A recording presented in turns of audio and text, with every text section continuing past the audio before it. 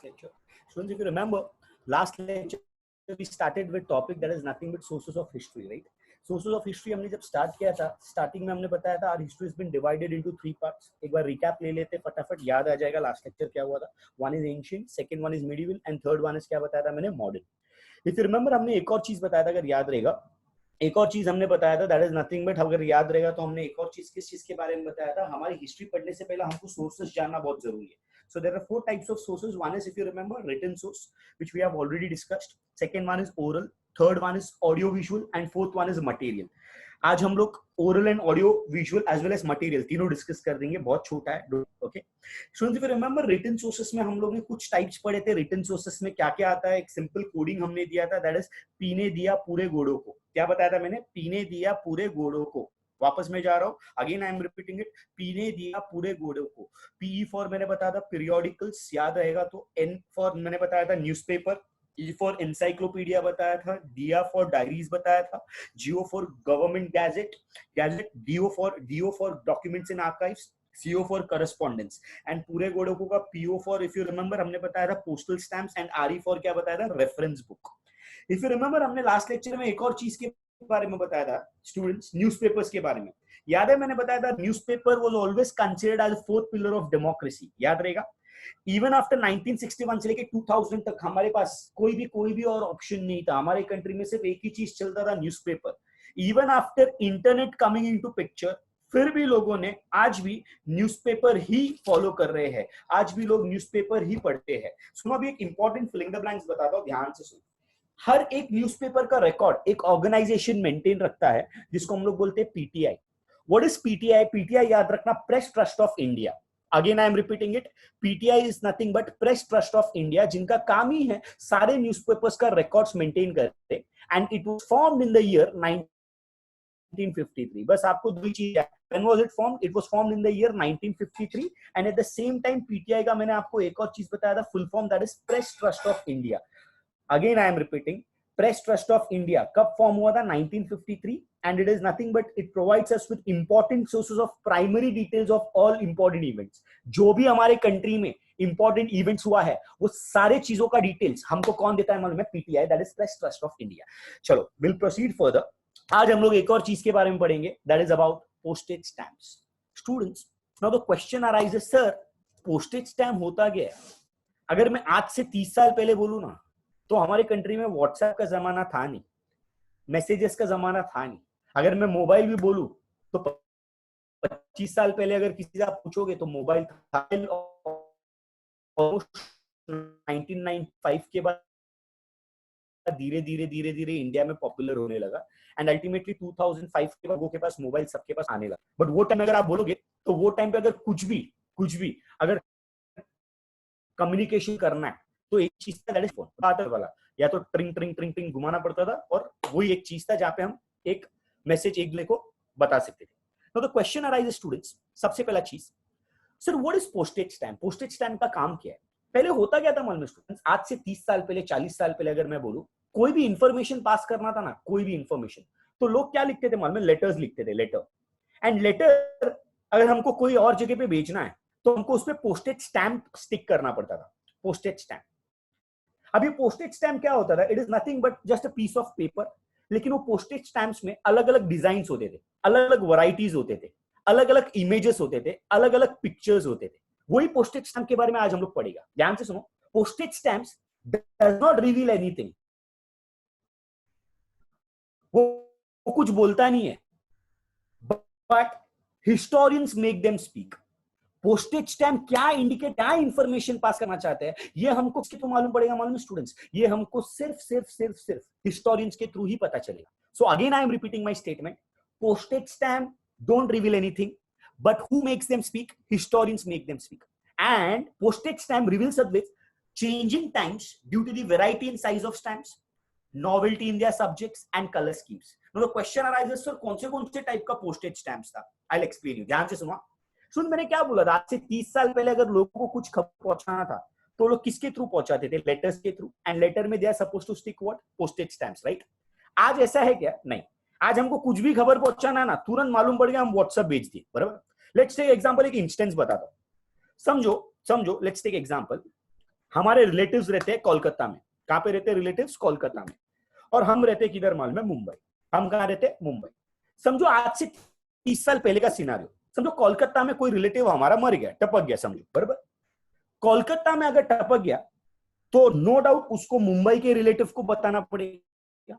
तो वो टाइम पे बेचारा क्या करता था मालूम है? आज से 30-40 साल पहले मरने के ठीक कुछ टाइम बाद वो लेटर लिखता था कि भाई सो एंड सो पर्सन ये दिन में मर गए। एंड ये लेटर मुंबई में जो रह रहे ना रिलेटिव, उनको कब रिसीव होता था? 15 दिन बाद। मतलब आदमी मर के 15 दिन हो चुका है एंड हमको इंफॉर्मेशन कब मिल रहा है? 15 दिन बाद। मतलब कोलकाता में जो रह रहे वो लोग ने 15 दिन पहले शौक मना भी लिया, मैयत मना भी लिया, और हमको कब पता चल रहा है? 15 दिन बाद। मतलब इमेजिन करो ना स्टूडेंट्स, कितना स्लो था वो टाइम पे। आज ऐसा है क्या? नहीं। आज समझो कोलकाता में बेचारा वो आदमी मर रहा है, डर करके हॉस्पिटल में, उसका वीडियो निकाल के हमको मालूम पड़ेगा इधर मुंबई में, अरे हमारे चाचा जी या रिलेटिव को तो मरने वाले हैं। मतलब इमेजिन करो, life has changed, technology has changed each and every aspects of life. लेकिन टेक्नोलॉजी आ जाए है स्टूडेंट्स, पहले तो नहीं था। पहले तो पोस्टेज स्टैम्प्स का जमाना था। तो ये पोस्टेज स्टैम्प्स कौन से टाइप्स के, मैं आप लोगों को बता दूं। सबसे पहला पोस्टेज स्टैम्प्स जो आप लोगों को दिखता था, ध्यान से सुनो, that is of flowers. Images बता दो एक एक करके, अलग अलग फ्लावर्स का पोस्टेज स्टैम्प्स देता था। एंड कॉमन जो था वो था लोटस, याद रखना। सेकेंड, एनिमल्स, टाइगर के बारे में स्टैम्प्स था। हाँ, हर एक स्टैम्प्स का एक एक वैल्यू था। कुछ स्टैम्प्स 50 पैसे के मिलते थे, कहीं दूर भेजना है तो 2 रुपए का स्टैम्प मिलता था, और भी दूर भेजना है तो 5 रुपए का स्टैम्प मिलता था। अलग अलग अलग अलग डिनोमिनेशन रहता था। जैसे कि बर्ड्स के अलग अलग स्टैम्प्स होते थे वो टाइम पे, पीकॉक कॉमनली। उसके साथ साथ जुबलीज के स्टैम्प होते हैं, जैसे silver jubilee, that is for 25 years, represent 50 years. Diamond jubilee represent 100 year. इतना ही नहीं, centenary represents 100 year, sorry, diamond jubilee represents 75 year, centenary represents 100 year, bicentenary represents 200 year, tercentenary represents 300 year। ऐसा अलग अलग स्टैम्प्स होते थे वो टाइम पे, बराबर। इतना ही नहीं, it is therefore a valuable repository of history. But nowadays अगर मैं बोलूं ना, आज स्टैम्प्स कोई नहीं यूज करता है। आज नो डाउट कुरियर से आपको बहुत सारा चीज आता है, लेकिन आज स्टैम्प्स एज सच मैं अगर बोलूं तो कोई यूज नहीं करते। लेकिन देयर आर मेनी पीपल जिनको आदत है स्टैम्प इकट्ठा करने का। कुछ लोग हॉबी के हिसाब से करते, कुछ लोग एक हॉबी के साथ साथ वही चीज को अपना प्रोफेशन भी मानते हैं। Now the question arises, sir ऐसे कौन लोग हैं जो स्टैम्प्स इकट्ठा करते हैं? अगर आज के जनरेशन में मैं बोलूं तो ऐसा कोई लोग नहीं है जो स्टैम्प इकट्ठा करते, लेकिन जो लोग स्टैम्प इकट्ठा करते थे बहुत कम लोग थे। वैसे ही एक फेमस आदमी था स्टूडेंट, जिसका नाम था जाल कूपर। ध्यान से सुनो, जाल कूपर इतना फेमस आदमी था कि हमारे गवर्नमेंट ने इसके नाम का एक स्टैम्प भी निकाला था, जाल कूपर स्टैम्प करके। And person who collect stamp, उनको एक टर्म दिया जाता है, he is termed as philatelist. Again I am telling you, जो आदमी स्टैम्प कलेक्ट करता है उसको हम लोग क्या बोलते हैं? फिलेटेलिस्ट। वापस में रिपीट कर रहा हूं, जो आदमी, a person who collect stamp is known as what? Philatelist. So ऐसा फेमस आदमी कौन था? जाल कूपर। कौन था? जाल कूपर। याद रहेगा पक्का। So Indian government has issued Jal Cooper stamp in the year 1977। Students, ये फिलिंग द ब्लैंक्स में आएगा। Indian government issued the dash stamp in the year 1977। आदमी का नाम याद रखना, जाल कूपर। क्या याद रखोगे? जाल कूपर। अगेन एक और फिलिंग द ब्लैंक्स एग्जाम में पूछ सकते हैं, ध्यान से सुनो। Jal Cooper was internationally acclaimed as philatelist. What do you mean by the term called philatelist? Philatelist is nothing but person who collects stamp. जो आदमी अपने घर पे स्टैम्प इकट्ठा करके रखता है वो आदमी को हम बोलते हैं फिलेटेलिस्ट। Any doubts? वापस एक बार ध्यान से सुनो। Postage stamps don't reveal anything, historians make them speak. कुछ बोलता नहीं है, it is just a piece of paper, छोटा सा टुकड़ा। लेकिन हमने कौन से टाइप का स्टैम्प्स देखा? फ्लावर्स का देखा है, हमने एनिमल्स का देखा है, बर्ड्स का देखा है, silver jubilee, golden jubilee, diamond jubilee का है, सेंटेनरी, बाइसेंटेनरी, अलग अलग स्टैम्प्स देखा है। मानते हो बात? अच्छा, इंडियन गवर्नमेंट ने कौन सा स्टैम्प प्रमोट किया था? याद रखना, Jal Cooper stamp. It was introduced in the year 1977। Person who collect stamp is known as what? Philatelist. ध्यान से सुनो, बहुत नेक काम भी किया है, ध्यान से सुनो। He was a Parsi born person in Mumbai. Mumbai में रहने वाला पारसी आदमी था, बावा आदमी बनाया था स्टूडेंट्स, जिसका नाम था इंडिया स्टैम्प जर्नल। वापस मैं बोल रहा हूं, India stamp journal. Trust me, ये जर्नल में इंडिया का हर एक स्टैम्प इसके पास था। इंडिया का ईच एंड एवरी स्टैम्प, जितने भी थे वो सारे स्टैम्प इसके ऊपर स्टिक किए गए थे। सो वापस मैं बोल रहा हूं, Parsi born person Jal Cooper edited his own journal जिसका नाम क्या था, इंडिया स्टैम्प जर्नल, याद रहेगा।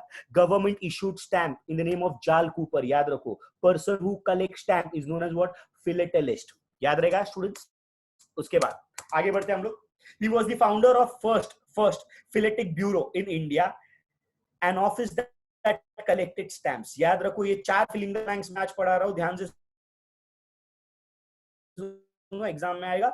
Indian government issued Jal Cooper stamp in the second, he was acclaimed as what, philatelist. Third, उसका खुद का एक जर्नल था, जर्नल का नाम क्या था, मैंने बताया था तुमको, इंडिया स्टैम्प जर्नल। क्या बताया था, इंडिया स्टैम्प जर्नल, याद रहेगा, ध्यान से सुनो। उसका खुद का एक ब्यूरो था जिसको हम लोग क्या बोलते हैं, फिलेटिक ब्यूरो इन इंडिया, जिसमें आपको हर एक टाइप का स्टैम्प्स मिलेगा। इतना ही नहीं, he founded a society called empire of Indian philatelic society. He went to write many books, and हर एक बुक्स में उसने एक ही किसके बारे में लिखा था, दैट इज अबाउट स्टैम्प। याद रखो स्टूडेंट्स, आज के तारीख में नो डाउट हमको स्टैम्प्स का इस्तेमाल नहीं है, बट वो टाइम पे स्टैम्प्स का इसने अलग से एक म्यूजियम बना के रखा था। He played an important role in taking the study of Indian postage stamps to international level. Even internationally recognized person है जाल कूपर। इनफैक्ट ऐसा बोला जाता है यूनाइटेड किंगडम में there is a museum in the name of Jal Cooper. Jal Cooper के नाम का एक म्यूजियम बनाया गया है जहाँ पे बहुत सारे स्टैम्प्स हैं वहां पे। इनफैक्ट वहां पे लोग जाते हो म्यूजियम में, यहाँ पे आज कोई जाता नहीं है ज्यादा म्यूजियम में, लेकिन इनफैक्ट वहां पे लोग जाते हैं म्यूजियम में। सो याद रखना students, again I am telling you, Indian government issued the dash stamp, कौन सा मैंने बताया था, Jal Cooper. He was termed as dash, again I am telling you, philatelist. What do you mean by the term called philatelist, person who collects what, stamp. Second मैंने बताया था, he was born in Parsi household in Mumbai. इसका खुद का एक journal था, journal का नाम क्या था, मैंने बताया था, India stamp journal. He was a founder of first philetic bureau in India, which collects what मैंने बताया था, stamp। याद रखो स्टूडेंट्स। नाउ जैसा हमने रिटर्न सोर्स पढ़ा था स्टूडेंट्स, वैसे ही हम लोग एक और सोर्स पढ़ेंगे, मटेरियल सोर्स। ध्यान से सुना, रिटर्न सोर्स में मैंने आप लोग को एक कोडिंग दिया था याद रखने के लिए, ध्यान से सुनो, यहाँ पे भी एक कोडिंग दूंगा। रिटर्न सोर्स में कोडिंग का नाम मैंने क्या दिया था, पीने दिया पूरे घोड़ों को। क्या बताया था मैंने, पीने दिया पूरे घोड़ों को। मटेरियल सोर्स में भी कोडिंग दूंगा, डोंट वरी। पहला मटेरियल सोर्स में क्या क्या आता है वो पहला हम जान लेते हैं। मटेरियल सोर्स यानी कि वो चीज students which we can touch, जो चीज को हम छू सकते हैं ना, छू सकते हैं, वो चीज को हम बोलते हैं मटेरियल सोर्स। जो चीज को हम छू सकते हैं, जो चीज को हम देख सकते हैं, वो चीज को हम लोग क्या बोलते हैं मालूम है बेटा, material source. Now the question आ रहा है, इस मटेरियल सोर्स में आता क्या है। सबसे पहला मटेरियल सोर्स में क्या आएगा, ध्यान से सुनना। First one is coins. Coin देखा है, सिक्का, चवन्नी, 1 रुपया 2 रुपया, इसको हम टच कर सकते हैं, खर्च भी कर सकते हैं, ये चीज को हम बोलेंगे मटेरियल सोर्स, बराबर। सेकेंड वन इज ऑर्नामेंट्स, गहना, सोना, हार बड़ा बड़ा, इसको हम बोलते हैं मटेरियल सोर्स, राइट।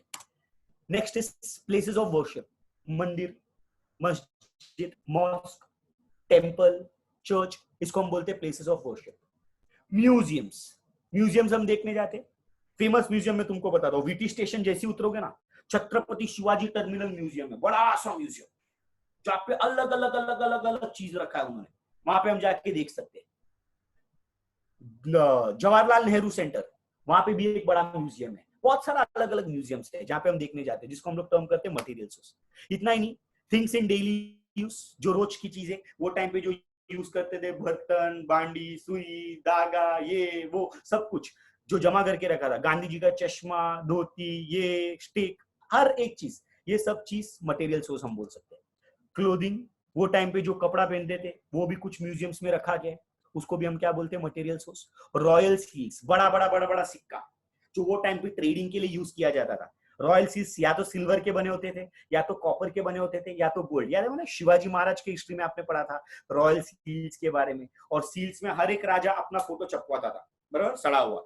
उसके बाद मॉडर्न आर्किटेक्चर, बड़ा बड़ा बिल्डिंग्स, ताजमहल आर्किटेक्चर है, अजंता केव्स, एलोरा केव्स, ये सारी चीज ऐसे students which we can touch, which we can see, ये सबको हम क्या बोलते हैं, मटेरियल सोर्स। अब ऐसे अगर मैं बोलूं तो याद रखने के लिए मुश्किल होगा, एक कोडिंग देता हूं इंटरेस्टिंग, ये कोडिंग आपको लिखना है।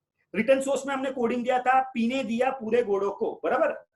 यहाँ पे भी कुछ कोडिंग रहेगा, चलो लिखने स्टार्ट करो, मैं बोलता हूं फटाफट। सबसे पहला एमयू, एमयू, एमयू लिखा, एमयू के बाद स्पेस, सीओ, सीओ, एमयू लिखा, सीओ लिखा। नेक्स्ट रोको, ROCO, ROCO,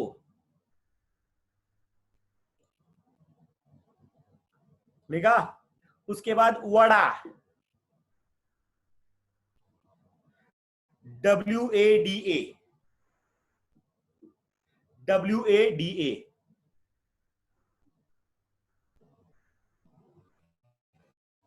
सिंपल याद रखो, मुंह को रोको वड़ा। क्या बोलोगे? मुंह को रोको वड़ा। क्या बोलोगे? मुंह को रोको वड़ा। चलो अभी स्टार्ट करेंगे। सबसे पहले MU फॉर लिखो वहां पे, म्यूजियम्स। MU फॉर म्यूजियम्स, याद रखो फटाफट। MU for museums. C for, CO का C for clothing, C for clothing,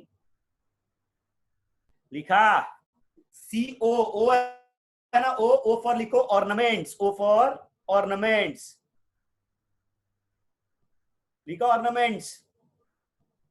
उसके बाद नेक्स्ट इज रोको का RO for royal seals, RO for royal seals, RO for royal seals.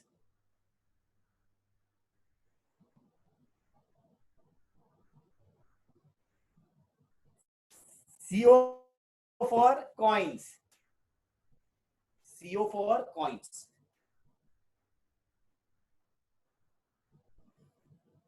उसके बाद वड़ा का W for worship places, W for worship places.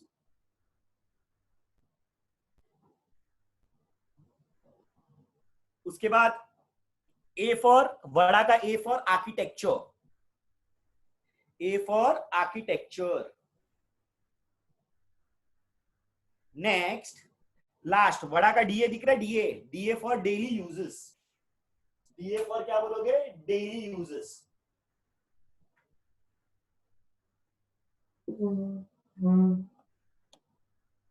Done? अगर हो गया लिख के तो चैट में लिखो डन करके फटाफट।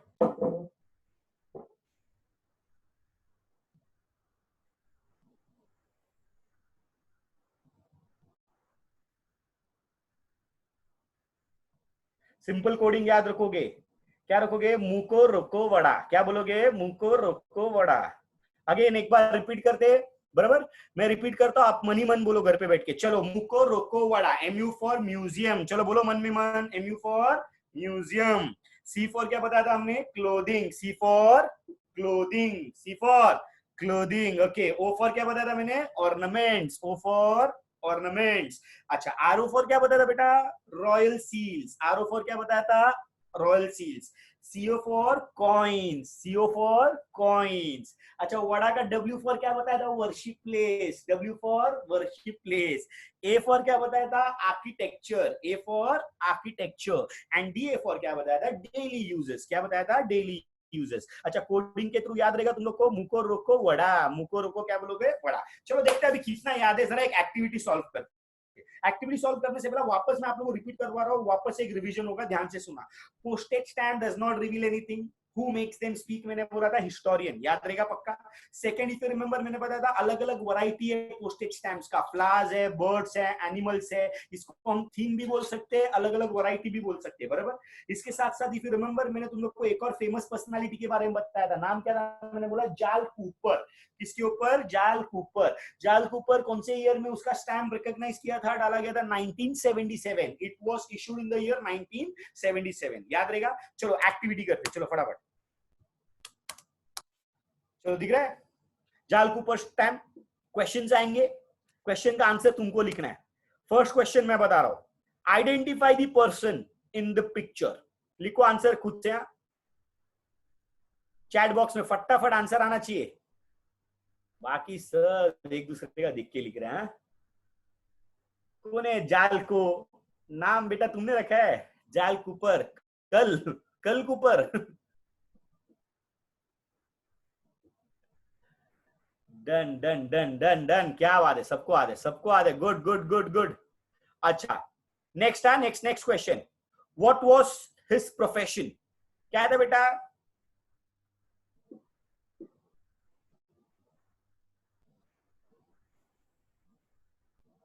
टू कलेक्ट स्टैम्प, बेटा कलेक्ट स्टैम्प प्रोफेशन नहीं होता, फिलेटेलिस्ट। क्या बोला था मैंने? फिलेटेलिस्ट।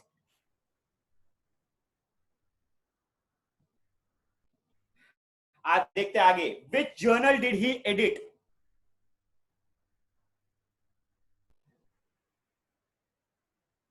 विच journal did he edit?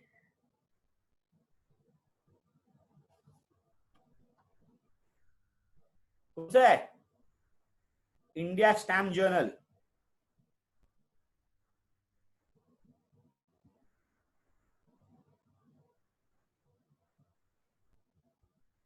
Done done done done done.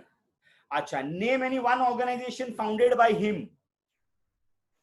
कौन सा ऑर्गेनाइजेशन है?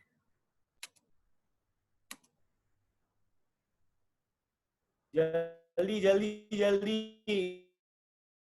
India philatelic bureau. क्या बात है, क्या बात है। कौन है? बुरीरो। ब्यूरो का स्पेलिंग रॉन्ग है बेटा। बेटा हनी। चलो आंसर्स चेक करते हैं एक बार।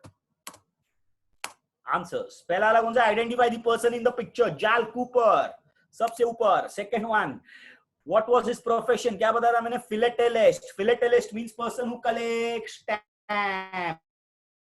Person who collects stamp. Next, which journal did he edit? क्या बताया था? India stamp journal, right. Last one है, क्या बताया? Name one of the organisation founded by in philatelic bureau in India. And दूसरा कौन सा है? Empire of India philatelic society. याद रहेगा पक्का? 101%। चलो एक और एक्टिविटी है, चलो देखते हैं कितना एक्टिविटी आता है तुम लोगों को। बनाओ, ये बुक में बनाओ। चलो मटेरियल सोर्स बनाओ बनाओ। कंप्लीट द फ्लो चार्ट में आ गए फटाफट आंसर्स। याद है मैंने दिया था कोडिंग, मुको रोको वड़ा। जिसका बना के हो गया वो लोग चैट बॉक्स में आंसर दो जल्दी जल्दी जल्दी जल्दी।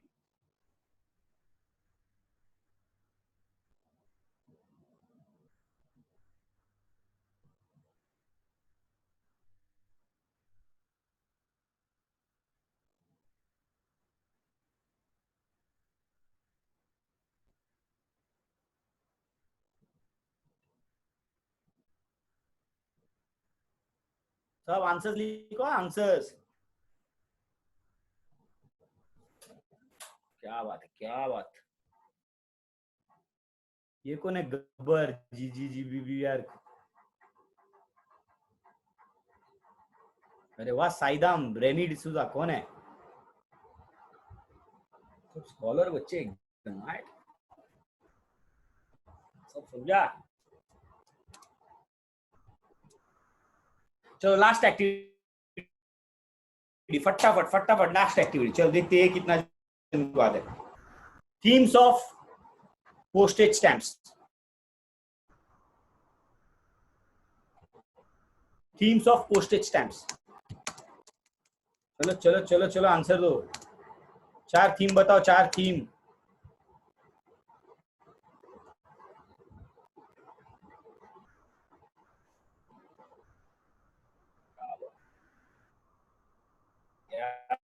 क्या बात है, सब एक ही दे रहे। बर्ड, एनिमल, और नहीं है क्या? Flower, animal, bird, jubilee. वाह, सब स्कॉलर बच्चे इधर। फ्लावर्स हो गया, पॉलिटिकल लीडर्स हो गया, एनिमल्स हो गया, एंड कौन सा हो गया? बर्ड्स। और भी लिख सकते हो आप, jubilee, golden jubilee, silver jubilee, centenary, बाइसेंटेनरी।